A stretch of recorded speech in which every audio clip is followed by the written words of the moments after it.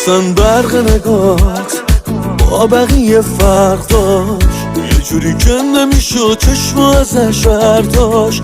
تو چه شد برق داشت با بقیه فرق داشت، تو چه شد دریاست توش احتمال غرق داشت. چشم دید و دلم رفت نشستی توی قلبم، آره دور دنیا رو زدم تو رو پیدا کردم. 100 دفعه عاشقت شدم، 100 دفعه توبه کردم، ابدی شدی تو واسم دور سرت بگردم. قفلم رو خنده ها دلم پیشت